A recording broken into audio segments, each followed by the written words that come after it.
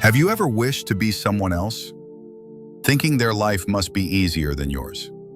This is the story of a man who did just that, until life showed him a truth he would never forget. In a small village at the edge of the mountains, there lived a humble stonecutter named Ravi. Every day, Ravi woke up before the sun, picked up his chisel and hammer, and walked to the cliffside.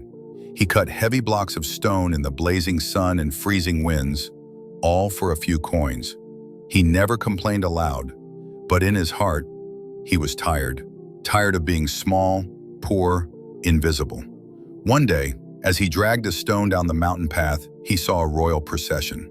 A king sat on a golden chariot, shaded by a silk canopy, guarded by soldiers. Ravi stopped and stared. That's who I should have been. Strong, powerful, respected. At that moment, something strange happened. The wind grew still. The trees paused. A voice, gentle, deep, otherworldly, spoke. So be it. Suddenly, Ravi was no longer the stonecutter. He was the king, dressed in silk, surrounded by servants, obeyed by all. He smiled. Finally, I have power. But days passed. The sun grew hotter. He could command armies, but he couldn't stop the scorching heat. He looked up at the blazing sun and groaned. Even a king is helpless before the sun. He whispered, I wish I were the sun. And once again, the same voice echoed, so be it. Ravi became the sun, blazing in the sky, shining on the world. Now he thought he was unstoppable. Until one day, dark clouds rolled in. No matter how brightly he shone, the clouds blocked his light. Frustrated, he cried, the clouds are more powerful than the sun. I want to be a cloud. The voice returned, so be it. Ravi became a mighty cloud floating across the sky, covering the land in shadow, pouring rain over cities, silencing the sun. He laughed. Now I'm the strongest. But then he saw something below. A mountain, tall, silent, unmoving. The wind, the sun, the rain, nothing could shake it. Ravi whispered, I want to be the mountain. So be it. Now Ravi was the mountain, towering above the world, ancient and unmoved. Until one day, he felt something tapping at his feet.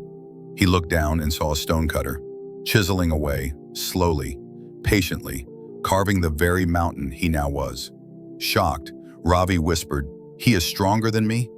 The voice returned one final time, so be it. And Ravi was the stonecutter again. But this time Ravi did not sigh. He did not complain.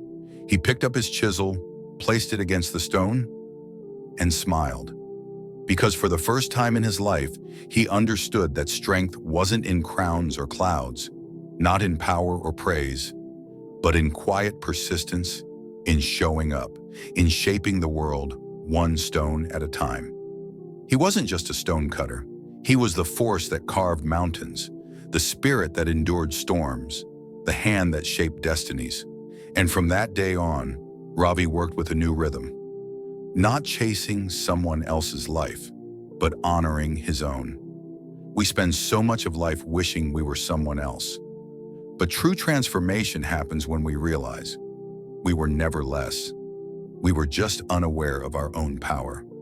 You don't need to be the king, or the sun, or the mountain. You only need to be fully, fearlessly you. Because sometimes the one who seems the smallest is the one who moves the world.